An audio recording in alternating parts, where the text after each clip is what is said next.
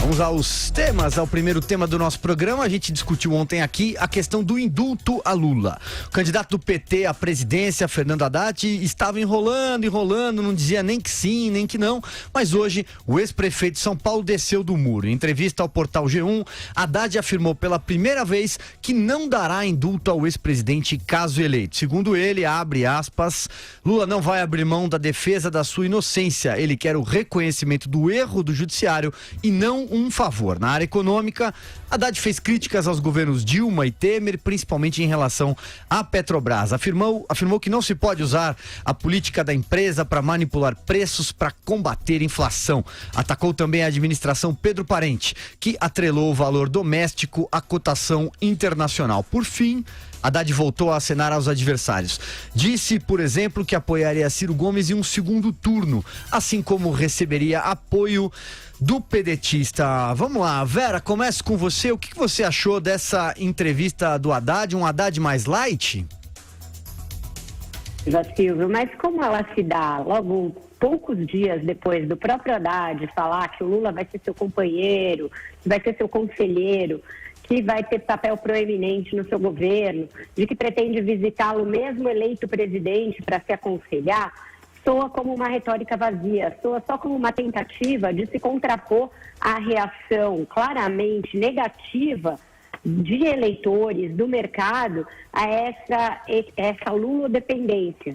É uma lulodependência que pode ser efetiva para dar ao Haddad essa votação que ele tem nos eleitores que eram do Lula, mas que é muito nefasta para ele quando colocado diante do conjunto do eleitorado que demonstra uma aversão ao PT maior do que talvez o próprio PT imaginasse que existisse na sociedade. Isso ficou muito claro com a subida do Jair Bolsonaro nas pesquisas. Fruto ele, beneficiário ele, Jair Bolsonaro, de uma pregação de voto útil que outros tentavam ironicamente fazer contra si. Então, essa mexida que não era esperada, que não era aquela aguardada, tanto pelo Haddad quanto pelos adversários do Bolsonaro, fez com que ele desse alguns passos atrás, descesse do salto antecipado em que tinha se colocado e passasse a vender essa versão de novo do Haddad acadêmico, o Haddad light, o Haddad que tem bom trânsito com o mercado. Eu estou no Rio de Janeiro justamente para uma série de eventos em que eu tenho de conversar com estes agentes do mercado. Vou participar de palestra, participei de cafés, etc. Isso não está colando. Eles estão enxergando no Haddad, em sua versão candidato escolhido pelo Lula, alguém que fechou um compromisso. Esse compromisso é inexoravelmente com o Lula, com o projeto do Lula. Só tem razão de ser a candidatura do Haddad, dizem esses agentes do mercado, atrelada ao Lula. Então, toda e qualquer retórica mais boazinha, ele agora resolveu também mitigar a sua pregação anterior pela revogação da medida que instituiu o teto de gastos. Então, mesmo essa pregação econômica mais light, mais no sentido Lula 2002, não esconde nos olhos deste eleitorado, tanto esse que está migrando num primeiro turno para o Bolsonaro com medo do PT, quanto esse mais qualificado, que é um mercado, que são agentes econômicos, a impressão de que é um Haddad muito compromissado com o Lula. Silvio. Andreasa, sigo com você. O que você achou das declarações do candidato do PT? Seguinte, Silvio, primeiro a questão do indulto. Ele não vai dar, finalmente diz que não dará, porque não pode. Legalmente não pode. Lembremos, eu até critiquei aqui, aquela liminar do glorioso Roberto Barroso, que ainda precisa ser julgada em plenário, mas que veda um indulto como esse que de natureza para o Lula. Não é uma possibilidade. Então, o Haddad não há muito o que fazer. E ele nega a possibilidade do indulto porque faz já, e a Vera foi muito precisa no seu comentário, um movimento rumo ao centro. Quem lê o programa de governo do PT, nós o destrinchamos aqui, encontra um programa agressivamente revanchista. Um programa de esquerda. Mas, diante do crescimento do Bolsonaro e do seu destacamento dele, Haddad, nessa disputa, havendo, portanto, uma polarização, o Haddad percebe a necessidade de se deslocar um pouco ao centro, abrandar o seu discurso para tentar alcançar um eleitorado que o tornará mais competitivo contra o Bolsonaro nessa caminhada polarizada rumo, conforme indica a tendência, ao segundo turno. Ontem, na entrevista à Folha, a sabatina da Folha e do SBT, ele descartou, por exemplo, aquele que é coautor do programa de governo, do programa Lula de governo, que eu chamei de programa Haddad de revanche. Ele descartou o Márcio Pockmann, o economista, presidente da fundação lá, Perseu Abramo. Alguém muito importante, assina com ele Haddad o programa de governo. E o que ele faz agora? Descarta o cara, minimiza a importância do cara. É obviamente uma sinalização ao mercado, que não cola, como a Vera disse, mas ao centro, buscando aliviar esse discurso radical, mas que não cola, porque no final das contas, a pergunta é pro Haddad, e também pro Bolsonaro, tá? Mas pro Haddad agora nesse ponto fundamental. Reforma da Previdência vai enfrentar o verdadeiro problema, que é o regime do serviço público, fundamentalmente, que é a base eleitoral histórica do PT? Aí nós vemos, ele vai dizer que não, ele não pode dizer que sim. E aí nós vemos os limites desse movimento de centro, de abrandamento do Fernando Haddad. Mas que isso está em curso e que ele busca abrandar esse discurso e encontrar um caminho ao centro que alivie a sua posição e aumente a sua, como o Ciro chama, que aumente a sua largura competitiva para enfrentar o Bolsonaro, isso não há dúvida. Madureira, sigo com você. O que você achou das declarações? Aliás, você acha que a questão indulto em si acabou virando uma espécie de um fantasma, uma pedra no sapato aí do Haddad nos últimos dias? Eu acho que sim. Eu acho que a questão do indulto estava na pedra, como se diz, né? Estava na berlinda, porque seria uma provocação. Seria uma provocação contra a sociedade, a maioria dos brasileiros, ele indultar o ex-presidente Lula, né?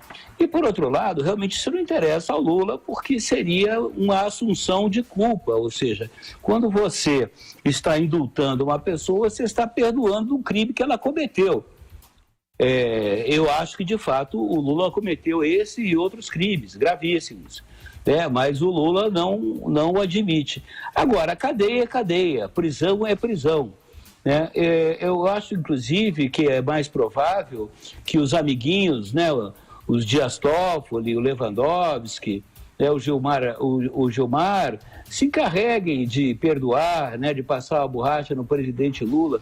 É mais esse ataque contra a justiça e mais esse tapa na cara do povo brasileiro. Agora, voltando ao Haddad, acredita no Haddad quem quer, né? Eu não me engano com o Haddad, o Haddad não me engana. Evidentemente que esse cavalo de pau no discurso dele é justamente para seduzir aquele voto de centro, mas ele está apostando justamente na memória curta do eleitor.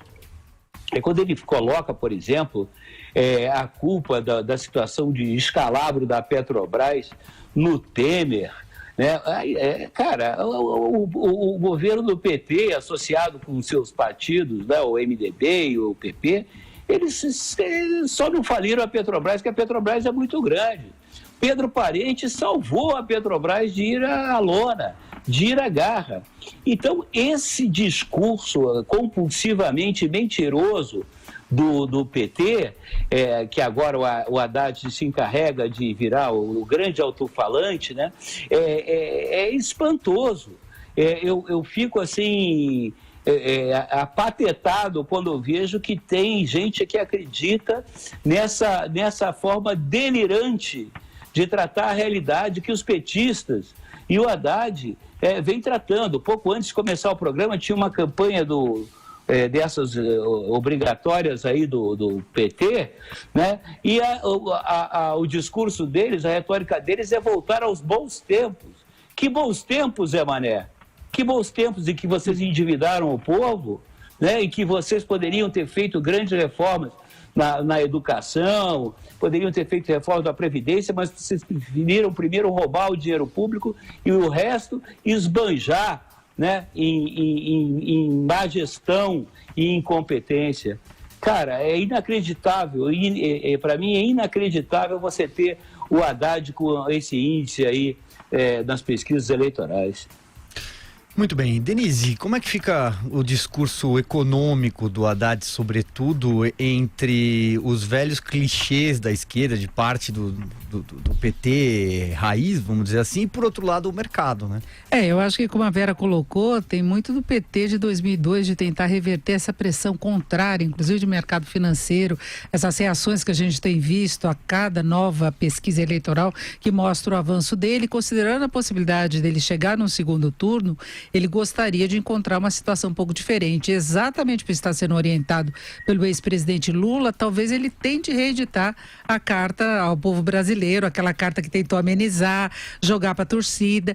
E talvez Haddad tenha uma visão um pouco diferente. A gente não pode esquecer as relações que ele tem acadêmicas, que são muito mais conservadoras. Então ele tem um outro lado, Haddad, que não é exatamente esse agora. E tem a constatação do próprio equívoco que foi a nova matriz econômica, os resultados. É impossível que ele não tenha a percepção do quanto que houve de coisa errada, especialmente durante o governo Dilma, em relação ao intervencionismo e tudo mais. Agora, o Andreasa estava citando a questão do Pockmann. Ontem eu estava num evento em que ele participou como economista do Partido dos Trabalhadores, junto com outros economistas, e eu senti um discurso mais ameno por parte dele também.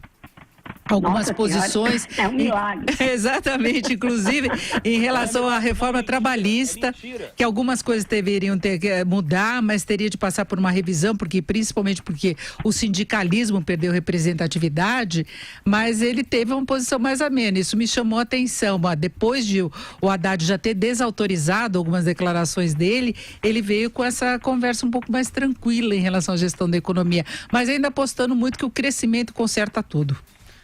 Muito bem. Vera, você fez um sinal aí, você quer complementar? Diz, ainda sobre questão econômica, teve outras desavenças ali nesse grupo que é responsável pela elaboração da proposta econômica do PT. O Nelson Barbosa, ex-ministro da Dilma, que fez parte desse grupo, anunciou que está de saída, justamente por desavenças com o próprio Pockmann.